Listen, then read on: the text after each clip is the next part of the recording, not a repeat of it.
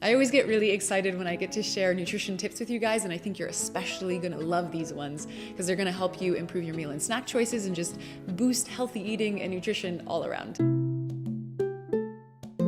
Now, some of these tips you might have heard of before, some of them though are going to be completely new, at least I hope so, so let's dive in. When I was studying nutrition, this is one of the most common tips that we were taught to share with our clients, and it's that you eat what you see. Now, this works equally well for people who want to gain weight, who want to lose weight, or for people who are just looking to make more wholesome food choices. For example, if you want to eat more fruits, keep it on the counter in clear sight. And instead of just throwing an orange into your bag, which, let's be honest, hardly ever finds its way out, we can instead peel it up or cut it, put it in a container, and put it on our desk to enjoy when hungry. And if we cut them up and put them in front of our partner or kids, it'll also increase the chance that they'll eat it too. If you usually place a bowl of chips on your desk, maybe swapping it out for something like nuts might help. And when you open your pantry and chocolate is the first thing you see, chances are that's what you're gonna reach for. So maybe try shifting it to the side or behind some of the dried fruit or trail mix. This isn't to say that that food is forbidden, it just means we're less likely to impulsively reach for it if it's out of sight. And the same thing goes for drinking our fluids, whether it's tea or water. Placing it in front of you while you work or study is going to increase the chances that you'll take periodic sips and stay hydrated throughout the day. Carrots and celery are awesome carrying devices for our favorite dips and sauces, but if you've ever tried to cut them up ahead of time to store in the fridge, you might have noticed that they lose their crunch and sometimes they get this slimy film. So there is a way to avoid that, and it's just to store them in a glass container or jar with some water. It helps the veggies stay crisp and fresh, and they store in the fridge for a longer time. Just change out the water every couple of days or so, and keep in mind that the carrots will keep longer than the celery. Now, I know some people might be worried about cutting up their veggies ahead of time because you feel you might lose some nutrients. Now, there are 3 factors that can cause nutrient loss, and that is heat, oxygen, and light. In this case, there's no exposure to heat or light, just oxygen. And the nutrient that's most easily affected by this is vitamin C and sometimes vitamin E. But what you don't lose are all the other incredible nutrients like fiber, some of the B vitamins, minerals, and many more. So long story short, the benefit of eating pre-cut veggies, even with a little less vitamin C, it far outweighs not eating the veggies at all or reaching for less wholesome, convenient foods instead. This next one is a tip that my mom actually recently taught me. I go through a lot of nut butters, peanut butter and almond butter especially, and as nutrient dense as they already are, there's something we can actually do to pump up the nutrition a little bit more. And how we can do that is with seeds. Seeds offer a unique combination of phytonutrients and antioxidants that have a whole bunch of health benefits. So I take a full jar of peanut butter, I empty out about 1/3 of it, I store that away to enjoy later. And to the large jar, I add a couple spoonfuls of some seeds. And you can use whatever you have on hand. I use sunflower seeds, hemp seeds, coarsely ground flax seeds, chia seeds, lightly toasted sesame seeds, and pumpkin seeds. I then give it a mix and store it in the fridge. You can add it to oatmeal or spread it on toast. It just makes for a colorful and nutrient-packed addition to any meal.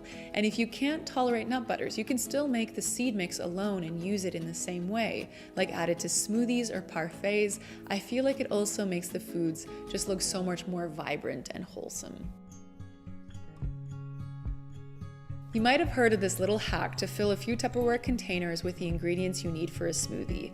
That way, when you're looking for a morning or afternoon pick-me-up, you just pop it into a blender, no chopping required, add a splash of plant milk or maybe some greens or nut butter to accompany it. It's also an awesome way to use up leftover fruits that are at their peak ripeness. But if you already make smoothies, you might find that you've kind of gotten into this routine of making the same thing over and over again.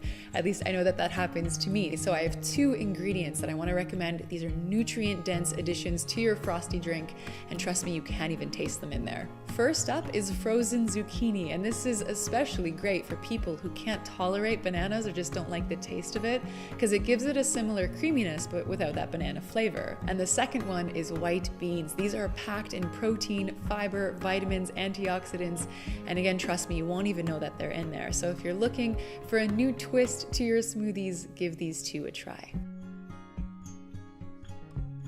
You know how they say an apple a day keeps the doctor away? It's more like something that berries are capable of doing. An apple, for example, has 60 units of antioxidants, whereas a cup of berries offers 650 units. And that's why Robin and I try to have at least a handful of berries each day, either on our oatmeal, on a parfait, in smoothies, or just as a snack. So this little tip is just a reminder to up that berry intake if you can. And I know that berries can be expensive when they're not in season, so in the colder months we opt for frozen berries. And did you know that frozen berries in many cases are more nutrient dense than fresh berries? If you didn't know why, I'll let you know why in the comments below, so feel free to go check that out. But another side kind of tip is if you are lucky enough to have access to berry picking in the summer months wherever you live, load up on that stuff, cut it up and put it in the freezer to enjoy in the fall and winter months. Second to berries, herbs and spices are the foods highest in antioxidants, and that's something I only recently learned in a new book that I was listening to. I'm totally a bookworm. I love and need to learn new things, especially in the realm of nutrition, but when it comes to books, I don't always make the time to sit and read, which is why I've been using Audible for years. It just makes it so easy because you can listen to a book no matter where you are, no matter what you're doing. So this book I recently listened to is called How Not to Die by Dr. Greger. It's one of the most comprehensive books on health and nutrition that I've ever listened to. In one section, Dr. Greger, who's a physician, he talks about how we can make healthy foods even more wholesome by just spicing it up. He shares how a bowl of whole wheat pasta with tomato sauce and broccoli, for example, has 150 units of antioxidants, but if we add just 1 teaspoon of dried oregano, that number doubles up to 300. That goes to show how powerful spices can be. Now, I want to thank the amazing folks over at Audible for partnering with us on this video, and if you're interested in unlocking some other nutrition gems by giving this book a listen, you can get it or any other book of your choosing for free, plus a 30-day free membership if you visit audible.com/pickleblimes or visit the link in the description box below. Now, we've talked about the nutrient density of spices, and many spices come from fresh herbs. You've likely noticed we use a lot of fresh herbs in our recipes, and as much as I've gotten better at keeping my potted herbs alive, sometimes they just die. So certain dried out ones, like rosemary and thyme, you can just pick off the branches and use as a spice. But you can also salvage some of the living leaves by picking them off the plant, chopping them up, and then placing them in an ice cube tray with some water. Alternatively, you can also add them to a food processor with equal parts oil and water, blend it, and then add that to the ice cube tray. Once it's frozen, I then transfer the cubes into a Tupperware container. Now, the herbs, they're not going to freeze in a way that's going to retain its former glory, but it's going to retain its flavor and nutrient profile if you enjoy it within a 1 to 2 month period. You can then add these cubes to soups or stews or pasta sauces.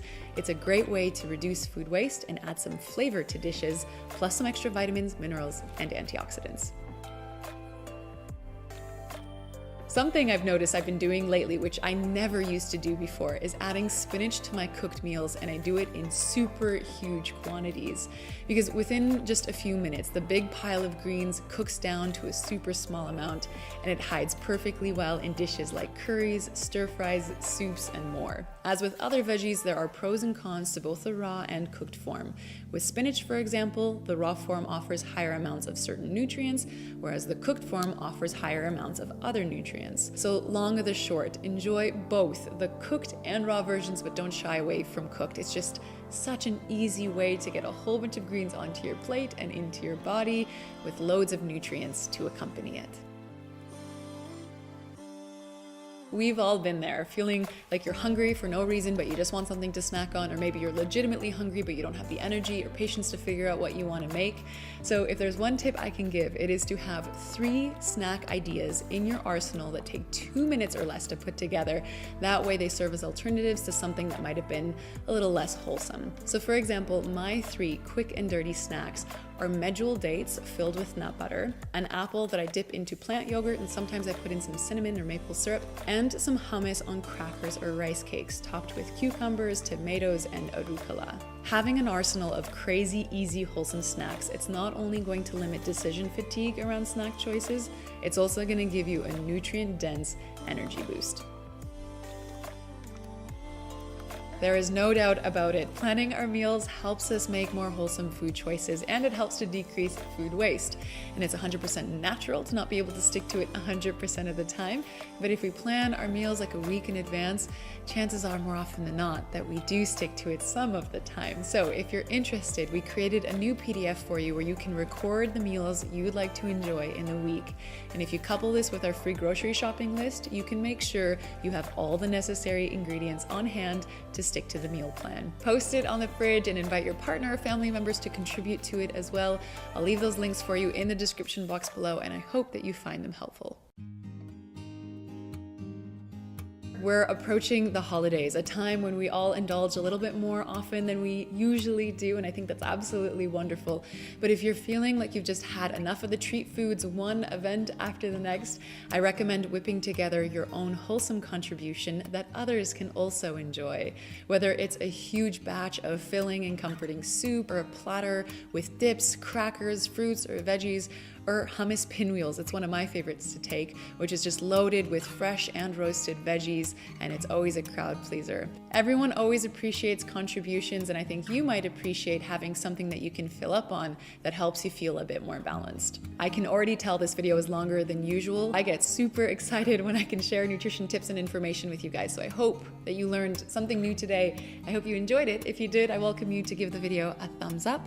And I think that's it. Sending you guys a lot of cozy holiday vibes and feelings. Hope you have an amazing time with friends and family in the coming weeks. Thanks a lot for watching. Pickled Limes signing off. We'll see you in the next video.